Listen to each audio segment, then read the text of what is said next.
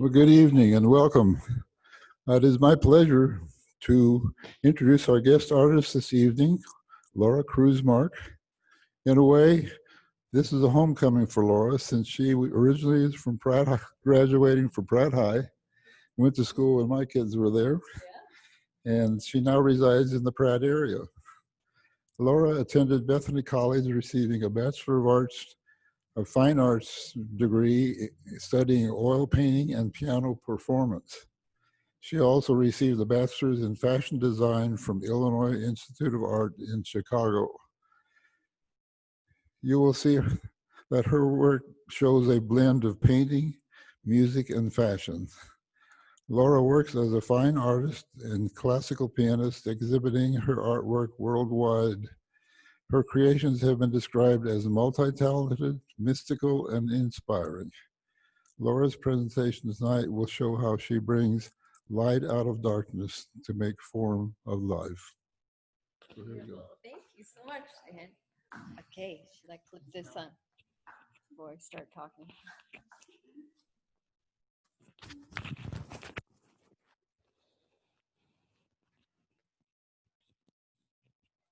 Okay, it's set up. I'm going to put it on your apron. Yeah, that's fine. Maybe that's good.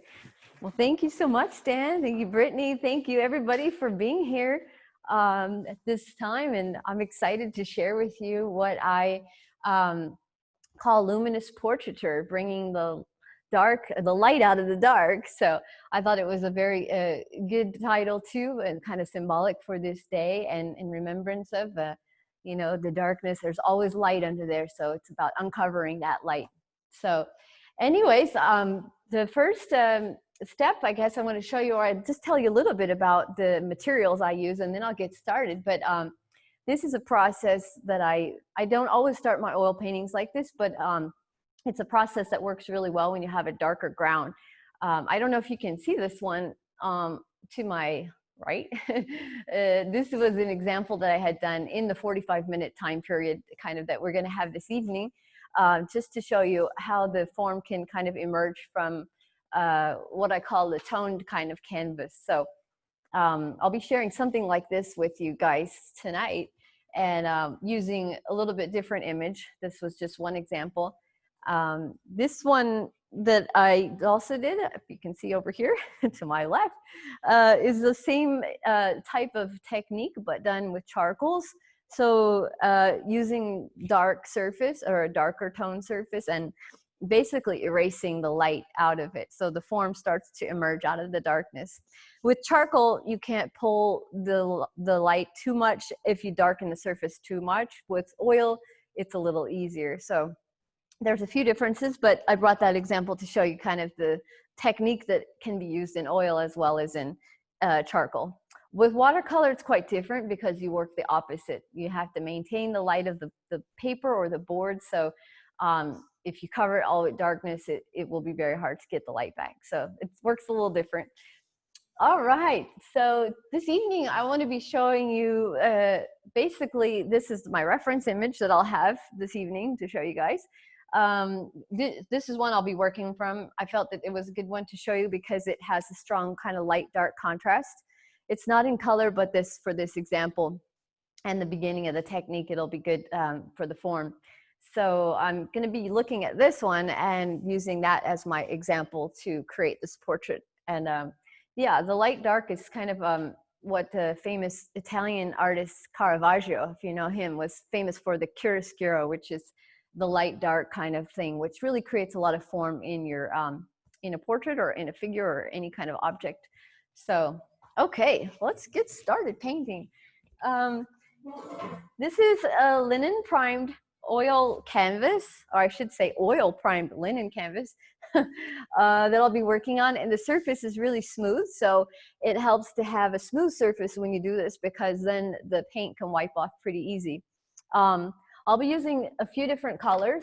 The palette I'm having here right now this evening is fairly limited, just because in creating skin tones we use not too many colors. You can use a Viridian, which I have here, as well as a transparent red oxide. It's a great one because it's kind of a transparent color. That's what's also this example. and I'll be using a black and a little bit maybe yellow ochre or white, but pretty limited with the palette, so keep it simple. The first step I would do is I'm going to be mixing it with some solvent, which is an odorless mineral spirit. So I'm going to not stink the whole place up with turpentine, keep it nice in here. So basically I mix some of the solvent with the paint here. I'm going to start with the transparent red oxide. I don't know if you guys can see that on the palette or not, but it's important, the consistency, because if the consistency is too thick, it'll be hard to wipe the image off. If it's too thin, it just comes off too easy and you have white again. So you kind of have to get the consistency correct. But this is the fun part, is just playing with color on top. So this is abstract art. No, basically just laying it on the canvas. It's also what artists call toning the canvas. So you tone it to a certain color so that you have a ground that works better with your palette, depending what you're creating. I'm gonna mix in a little bit of black with it too, so I can darken it, because I really want to be able to show you guys how the form comes out of a darker surface. So I'm gonna make sure it's darker. Starting here. Well, I'm basically just going to cover the whole canvas here and not even worrying about right now where the face will go. This is really just the toning. Yeah, I don't know if it's falling off there. Okay.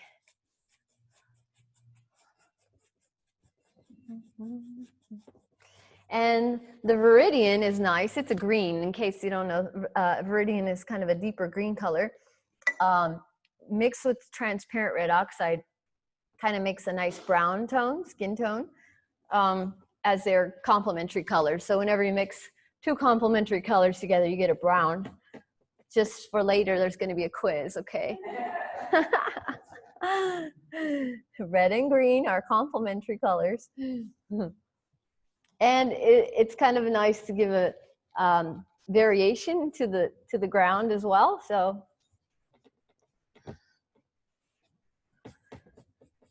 I'm just going to cover it pretty quick here.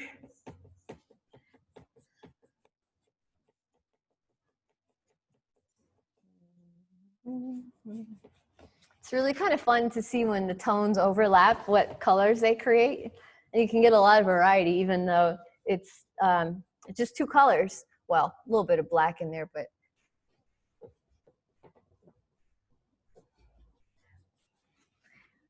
And this technique works well, like I said, if you have a dark ground. If you're painting with a really light ground, the portrait probably wouldn't want to start this way. You could start with a drawing. There's a lot of different ways to get started. The drawing, some people even transfer the drawing. I draw right on with paint. Some people will draw with charcoal, which is good too, because the charcoal doesn't interfere too much with the paint. So you could get started that way. I've kind of done all of the different techniques, and this one is, it creates a lot of realism. It's fun too. Hope you can all see that.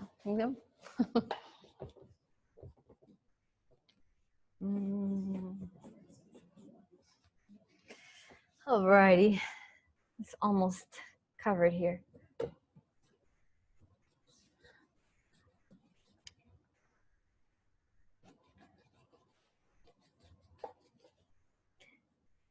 I hope the smell isn't too strong for you guys back there.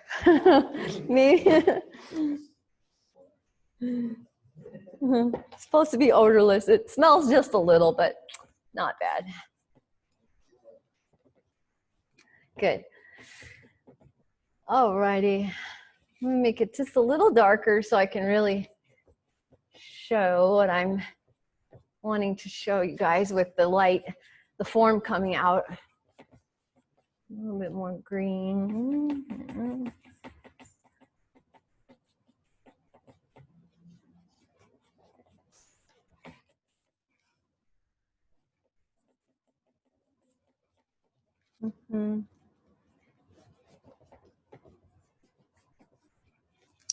All right. So the different variation of color kind of just gives it movement to the background, and also adds a little bit of nice, depending on what you're going to paint, it adds a nice textural element too. Sometimes I like to put a bit of the odorless mineral spirits on the actual canvas and let it kind of drip down. Try not to make too much of a mess here. But it kind of creates some really nice marks that you can't get. They're organic, kind of nice ones. And sometimes those textures underneath really kind of bring a nice balance and give rhythm to the painting too.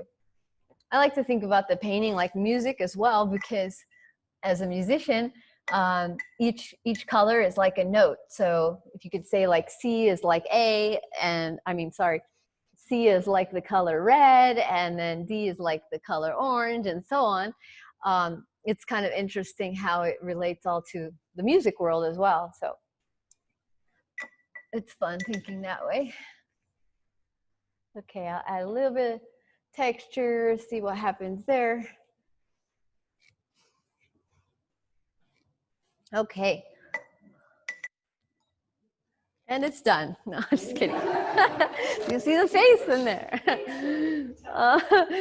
Okay, so the next thing I would do once my canvas is toned and I have the texture and it's kind of drying. This is actually fairly fast drying because it's with solvent, and solvent dries fairly quickly.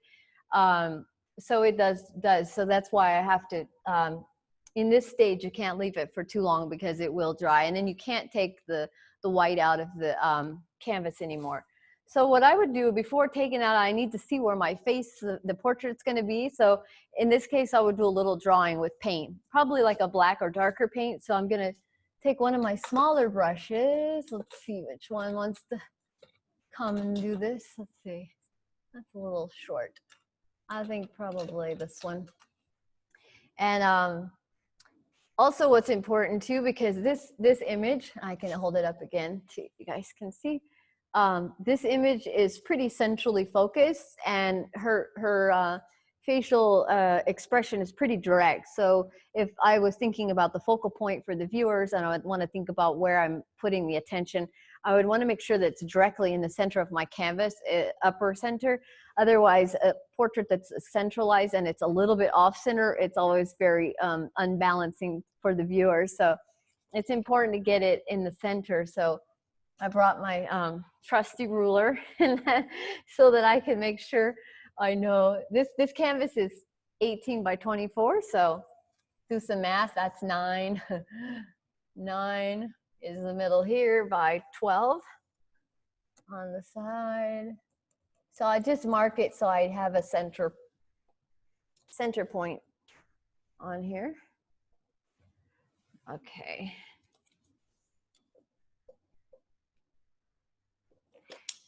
And then basically just guess kind of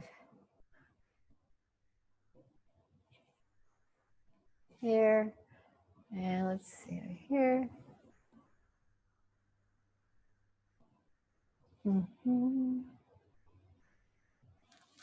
Okay. That way I know, okay, that's the center. I want to keep her face a little bit in the upper portion of the canvas. So when I start with a face, a portrait, I think mostly just an oval shape, and then you can refine it from there. A good rule is the rule of thirds for the face. The eye line is actually center. It's the center line in the oval. So in a way you wouldn't think so. You'd think it's higher up, but the hairline, the eye line, and then the lip line, those are the thirds. So in general, of course, with every person it's different, but you can use those kind of general guidelines. And if we had more time, of course, I would go through and probably measure, after I eyeball things, I'd probably measure each part and make sure that I have the eyes and the spacing correct and the lips, the length correct and everything. Otherwise, as much as you tend to guess, a lot of times then something's off, and the drawing is really important. It's probably the most important part of a painting. If the drawing is off, the foundation is off, then the whole thing will be off, and then it's hard to go back and correct it. So it is really important about getting a correct drawing under there. So I'm going to start with her head being, let's see how big I want to make it. Let's start here with the oval. Her chin probably just coming down a little bit below this point, maybe somewhere in here. You never really want to put the face like right in the center of the canvas because it's kind of too stagnant. It's almost too still, and it's a little bit of a long oval, but you can cut it here. Okay, maybe I'll make it a little bigger so you guys can see better.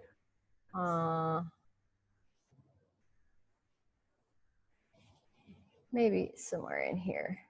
One of my teachers taught me, don't erase, just keep going around to create like a smooth circle. You guys probably all know how hard it is to draw a perfect circle, especially if you keep stopping and trying to write, you know? So a good trick is to just keep going around, use your gesture, and don't erase it, don't stop, just keep going. Eventually, you'll get the line and your eye will visually see the correct line, and you can erase the other parts.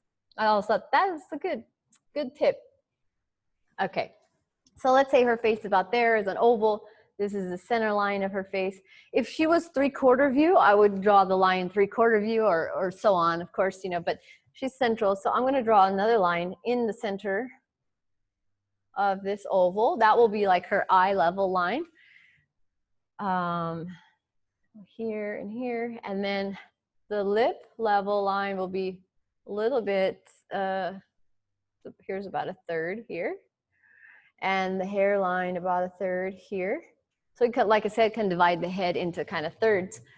That way you have a good reference point of where they're at.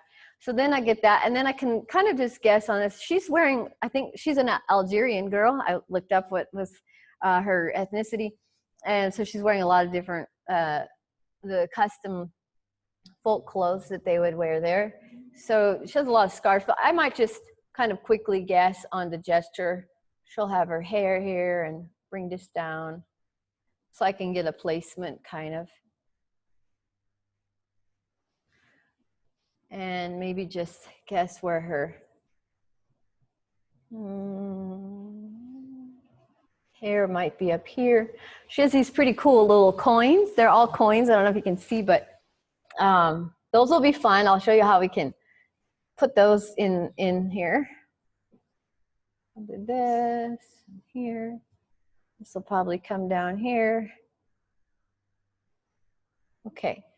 So again, I like to work with the whole canvas. Some artists, they will work only a small part and then refine it. But for me, the whole thing is like a symphony and it comes together better when I work on the whole thing at once. So I kind of move back and forth around and see, because I like to see how the parts relate to each other.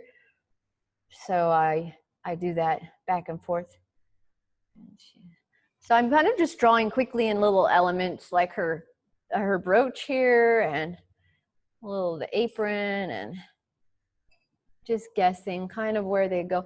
Because the nice thing about oil is you can always cover it up and change it. And so it's pretty flexible in that way, unlike watercolor where you're kind of stuck sometimes with the color or whatever you're using. Okay, so we have that. I would kind of guess too also where her eyes, I'm going to put her features in just loosely so you can kind of see where they'll be. Here's where her eye line would be. Take a little bit darker. Here. She kind of has almond eyes, so I'll show you the almond shape. And the nose.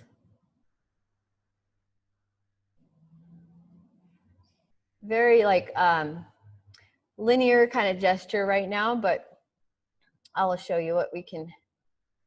This is just kind of to mark the placement.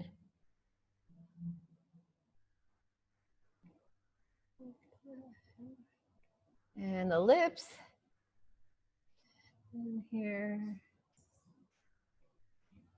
So then I kind of know where I'm using this as a guideline, so then I know where to wipe out the light areas, and that'll start creating the form that you'll be able to see a lot better. Right now it might be a little hard to see what I'm doing, but it'll get easier. see. This is where her coins come down. And here. Usually I don't talk when I paint unless I'm talking to myself. Yeah.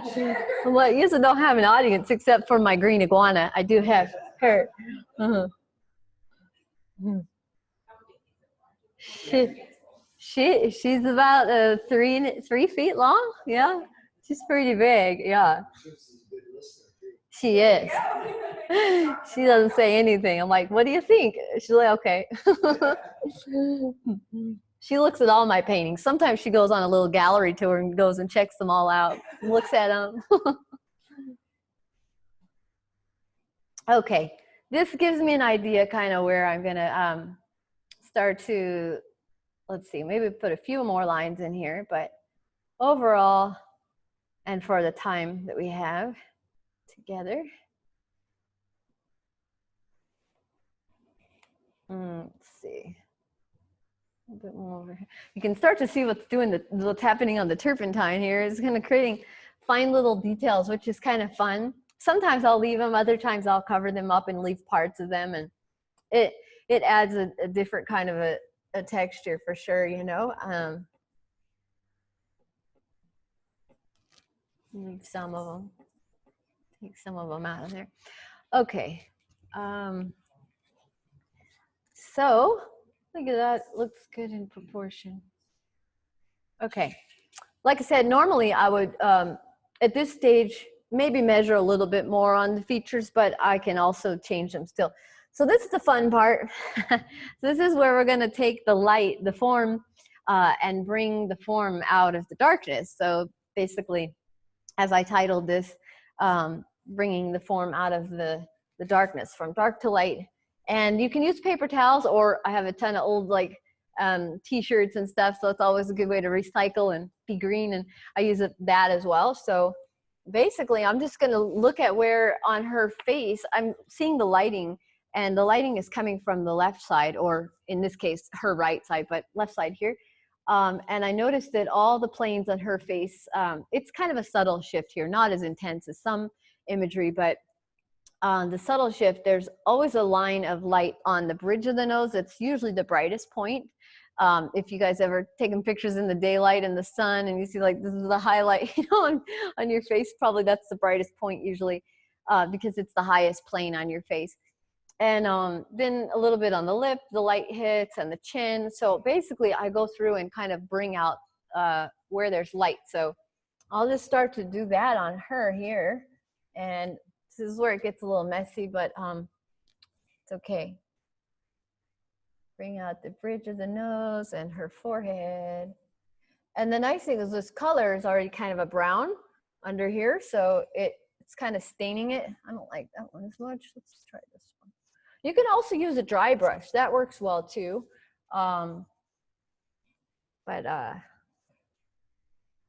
These are just regular paper towels. Some artists like the shop like paper towels, which are really good, you know, the blue ones, because they're thicker. So I'm just kind of looking at the image and seeing where the light should come here.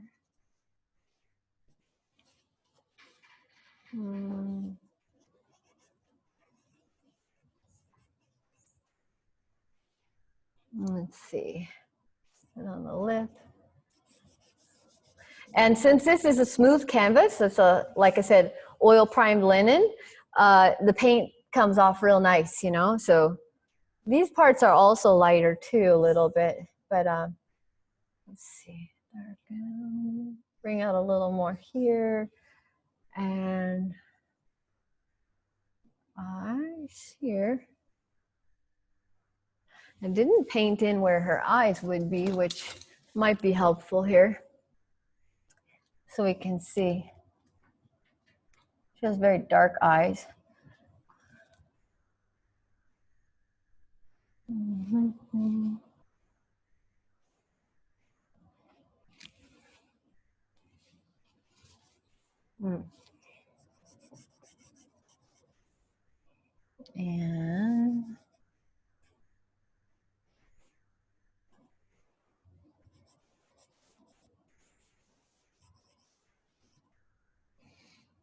see. And then of course you can always go back, and this is just really what they call the underpainting.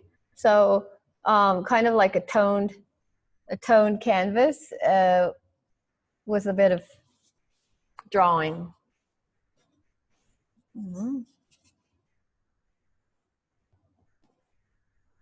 So it's like if you guys ever did finger painting when you were younger and you wiping it out, that's kind of like what this is. It's fun. And she's starting to emerge. Let's see if I can take out with my brush. Some areas where you want more, a little bit finer detail, it's easier to take out with a dry brush, because the dry brush will also pick up the pigment too. Just have to clean it out a little bit more, which is fine too. Picks it up a little bit. Not be as good. Just stick with this for now. And if you really want it almost to the white again of the canvas, which in this case I don't really, because she has a little dark skin, you could always take turpentine or the odorless mineral spirits and pull it out even further. So, let's see here. Bring in this here. I could lighten this. She has these coins here.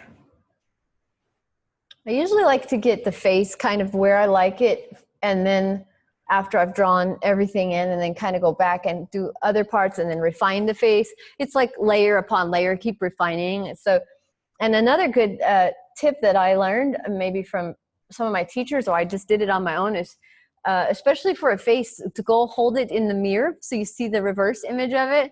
Then you can really see how well it looks, if you're missing something or if the proportions are wrong.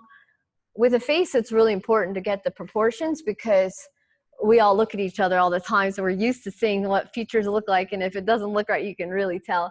So that's really important to make sure that the proportions are right. Okay, let's see. She's looking here.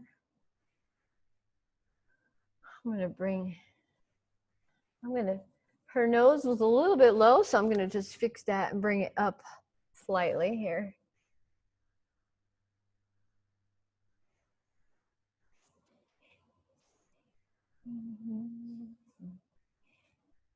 This part. All right. And let's see.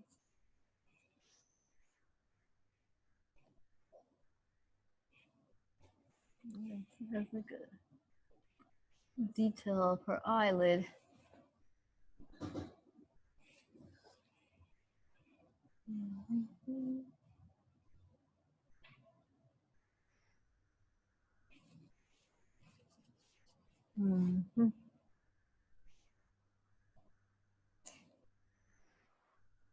I'm just looking at all the detail of the eye so I can get the structure right.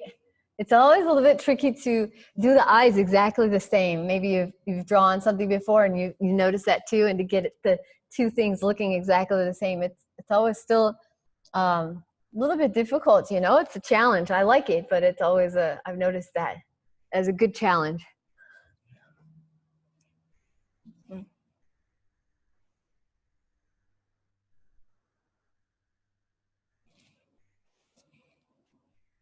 Okay. There's a little bit of light in the eye. To get these really light parts out, I could see about, might have to put a little bit of odorless mineral spirits on them. Yeah, that's better.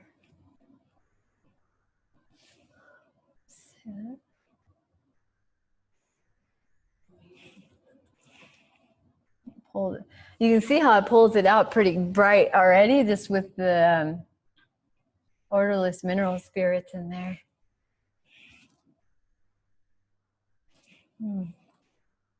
Trying to pull the light out on her eyelid. She has these really beautiful eyes that are kind of different shape. Anyway, we can try a little bit more. Sometimes you just have to wait too until the paint is a little drier, and then it's easier. You can take a dry brush and then you can make really soft edges. So I've noticed sometimes I struggle with an area while the paint's wet and it just keeps moving on you like clouds. It just drifts. And then you just realize, okay, you have to wait till it dries a little, and then you can move it a lot easier. You can paint over it and move it. Let's see. Let's paint her other eye in there.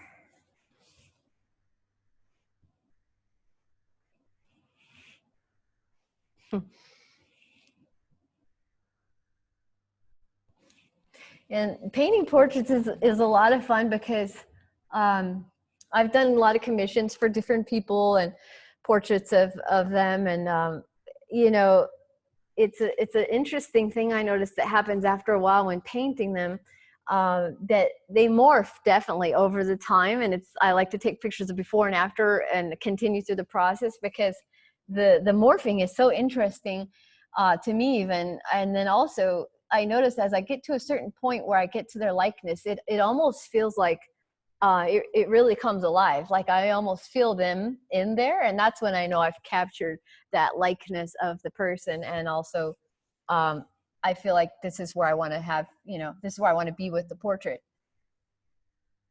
Until I feel that, I don't feel that it should leave my studio.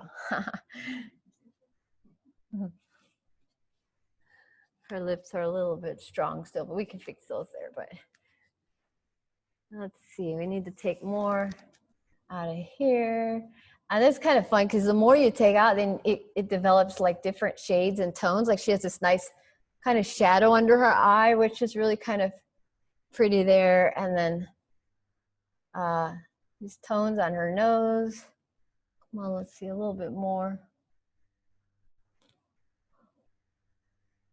So I'm kind of really working on the facial features right now, and then I will go a little bit more to the rest of the detail. And since we kind of have I don't know what we're doing on time. Okay. We'll be here. Everybody be passed out. And then no. Just kidding.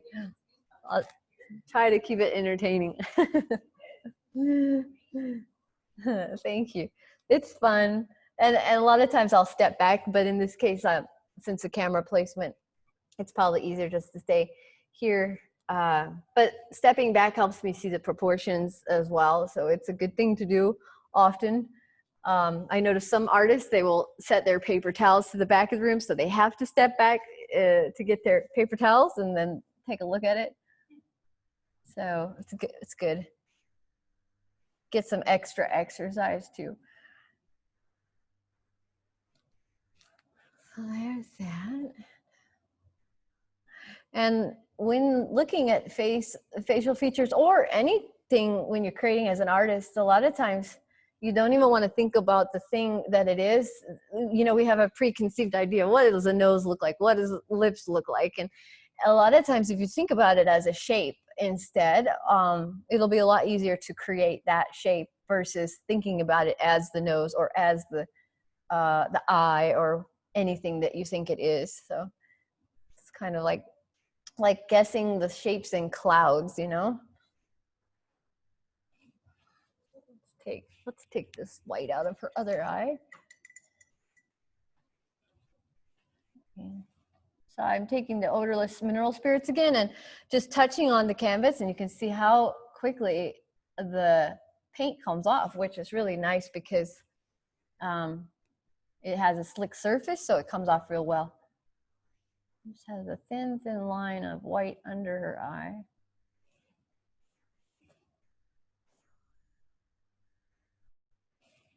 And subtle reflection on her eye.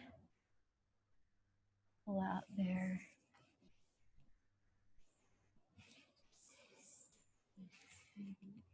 Let's see. And let's see proportion on her face. So a little bit more, just pulling it out a little more because it's a, and then I think I'd probably go and define her face a little more this since I did the kind of oval thing where I wasn't sure exactly how big to make it. I'm going to go refine her face profile a bit more here. That way we know where the edge is.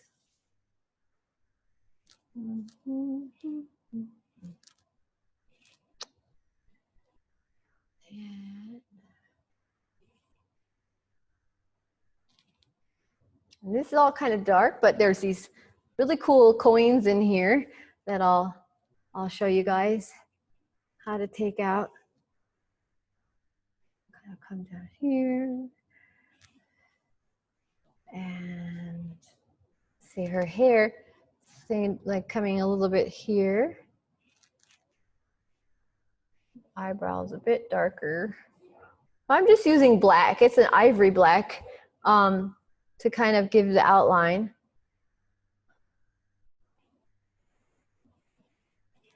And let's see, I'm going to put some black in the top too so I'll show you guys some of the other details, how I can pull the, you can see in the image again, but the coins, the little detail of the coins out, that's always kind of fun. I like the little detail elements because they're really fun. They don't have to be as perfect, and you can have a lot of fun in the movement of them.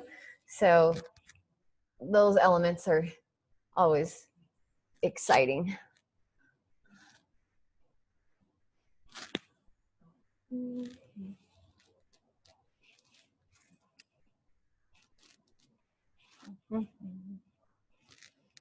Pull these all out of here.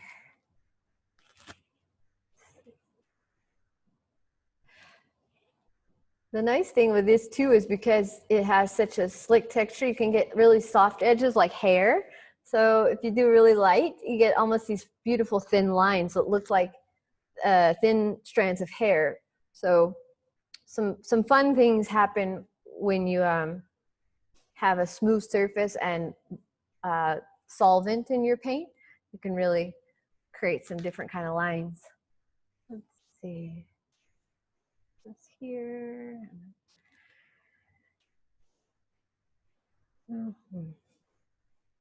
Okay. A good rule also too with a face, since I haven't fully measured it, usually and this might be kind of fun if you guys want to try it on each other, usually the edges of the lips will meet in the center of the eyeball, the pupil of the eye. Typically the edges of the lip will line up. So the center of the eye, there should be a line to the very edge tip of the lip, and same with the other. So it's always kind of good. I notice I tend to make the lips a little too narrow, and sometimes I always look at that to check it out. So you guys can try it on each other later and measure each other's faces. Also, another one is the tip of the nose, not the tip, but the nostrils.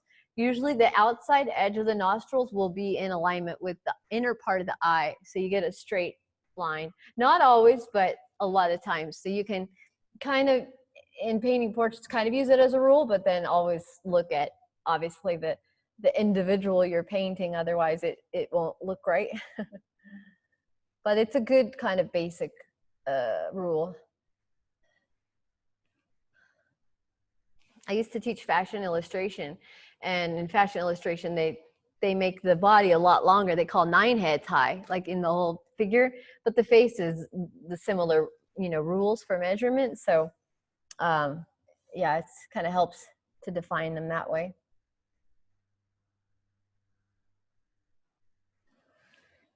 Okay. I think she's good for right now. Let's see. This is interesting collar. She has 2 down here, which I'll show you guys how we can make some fun. Let's see, wait a little bit here. Here's over. This is just a little bit I'm looking at the distance between her lips and the nose, and I see it's a little bit too thick on the upper lip. So So I'm going to just bring it down a little bit.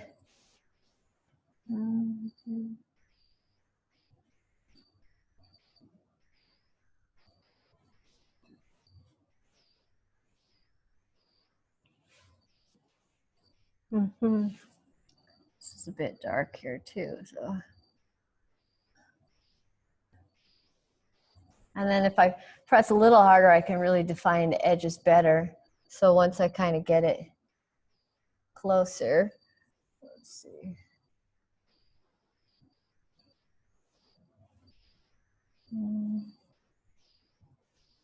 There's a little bit more light here. The cheeks are always a little bit brighter, higher, I should say, so they catch the light more. So usually that's a place where it's, so basically just from rubbing it out, the tone of the canvas that I placed on there is actually the skin tone. Oh yeah, you're right. Thanks, Dan. Thank you. You would know that as a professional photographer, and you caught that. Okay, good.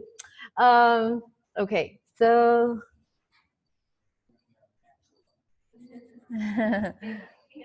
like gotta hurry. No pressure. No. I gotta get a masterpiece for you guys here. So, well, let me show you something fun with these coins because, yeah.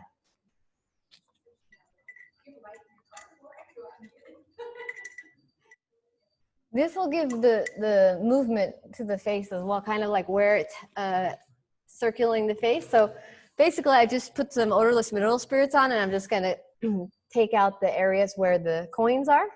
I could draw them in, like kind of where they're at, and I could also use just a cloth towel. This is kind of fun.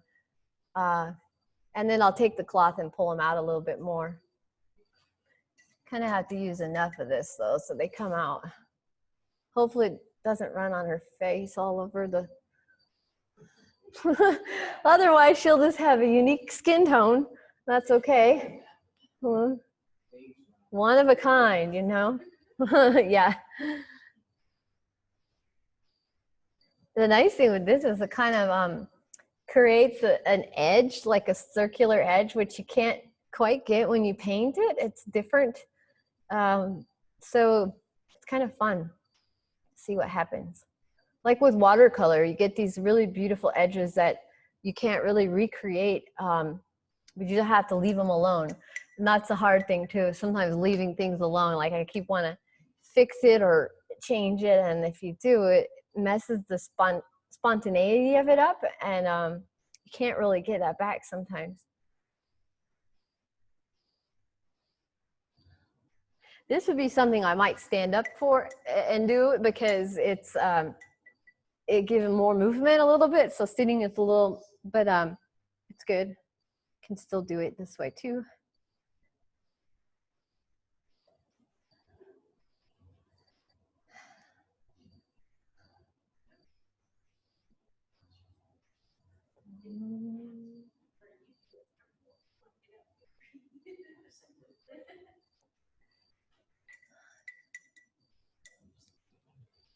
There's this cool little brooch here that has these fun, yeah, I like all these details. It has these fun little dots, which are like jewels of some kind, but when you do them with this, it's kind of a good way to mark it. So you can see what. So this is all kind of, in a way, a little bit free form. I'm not drawing anything. Sometimes it gives a more real form to it. When I've noticed when I've drawn all the lines, which I have done too in the past, it becomes kind of stagnant. It's really true, like how the energy that you put into it and it flows into the painting. So sometimes just doing it freehand is a little bit more freeing in the actual painting itself. And like I said, with oil, you can always go back and cover it up. So, you know, you can't really mess it up, which is nice. You can only get tired of it and be like, oh, I'm done with this one. Put it away for a while. So this is her little collar. She has this kind of cool beaded. I'm just kind of showing you guys how you can create, basically, again, form out of the darkness and using, these are objects, of course, instead of the face, but, And the next step I would do right now, her skin tone and everything is just the basic blend between the transparent red oxide and the Viridian. What I would start to do then is to mix up a palette. I would call it color blocking. Start to mix up a palette of color that would work with her skin tone, and then you basically lay in the color, you know, colors according to that. But this gives me kind of a nice, you know, start with the underpainting, and can see kind of how I like it. Oh, there goes some turpentine or some mineral spirits there. That's okay. Give some texture. She's not really sad. I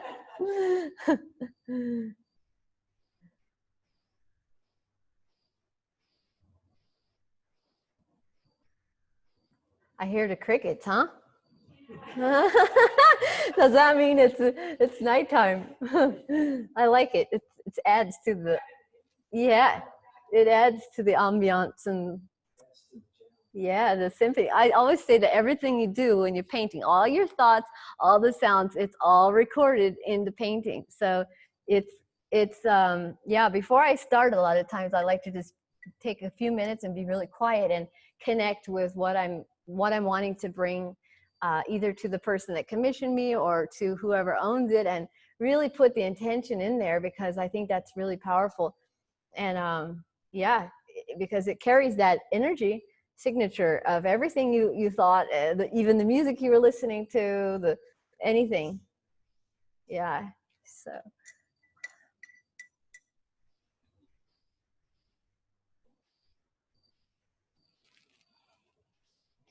Let's see, a bit more. I don't know how much more time we have, you think, Stan? What's that?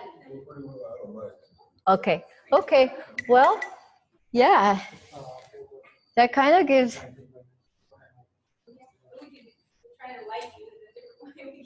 I have a clamp light, but that might change the lighting then, you know, a little different. Oh, I see, I see.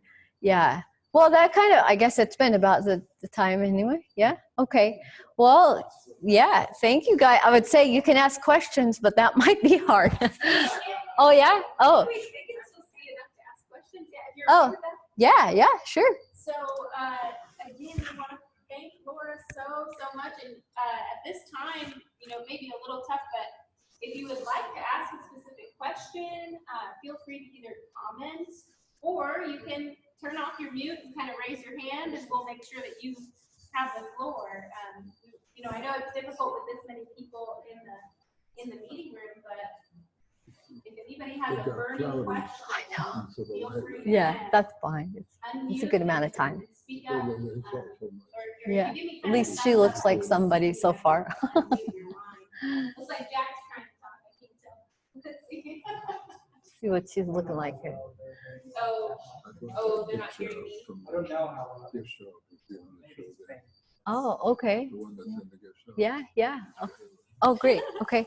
Or I think they can only hear you. I'm not sure if they can. Okay. Do you want to ask if they would like to ask the question, or do you want me to? Sure. Yeah. If you guys have any questions you want to ask me, Tell them to kind of flag me. yeah, you can. I don't know how it works in Zoom. I forget. Like you can raise your hand, or there's like a chat. Yes. If I can see. Teacher.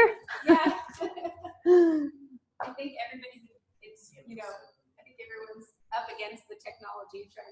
Yeah, it is kind of. How about our You have a audience? question. Yeah. Yeah. Carol and Laura, you're here. You'll have to repeat it. Okay. My question is, so when you, as an outside observer, it looks like, I don't know if you feel this way, I guess that's my question, but the image was there, you brought it out. Yeah. of the canvas. Yeah. So I'll just repeat that for everybody. The question was, or observation, I should say, really was, it looks like the image was already there and I just brought it out. And I think that's a beautiful observation. And actually, exactly so, really. It's like a sculptor, you know, with the block of marble, and they see that form inside the marble and just chipping away at it to create it, you know? So in a way, that's just kind of the same process. It's like knowing that it's under there, and that's why I call it dark to light. And you know, there's always that form or that light under there. It's just about having the ability to see it and uncover it. And of course, in this case, I'm using a reference too, but sometimes I just do from my head, you know, and I'll just make up people. Well, actually, she's kind of made up, you know, she's basically from, oh, sorry, made up image too. So yeah, but that's a good observation. Thank you. I noticed when you said the distance between the nose and the lip was a little too much, Uh-huh.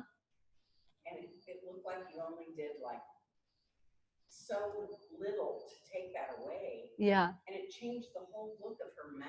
Yeah. The Isn't, relationship with her nose. yeah, that's the great observation too. And she mentioned that when I changed the distance between the nose and the mouth, I just took off a very small amount. And that's what with painting portraits, especially the mouth, I find a lot of artists struggle with, because it's so just one tiny little bit of a gesture difference and it's a totally different expression. I had one where I was doing a pastel and she just kept changing expressions on me. I'm like, no, you got to look sweeter. No, that looks too mean. Come on, you know, like get the Mona Lisa smile, get the place right between where it's, you know, exactly right. But that's a good observation too. You're right. Just the most subtle detail, you know, and it changes everything. Yeah, it does. You might tell them that their screens are not getting darker. It's the sun is going down. Yeah. And we're losing light. Yeah, it's become overcast, so we're losing some light here. So your screens are fine. I'm listening. I haven't heard anybody yet. I don't know.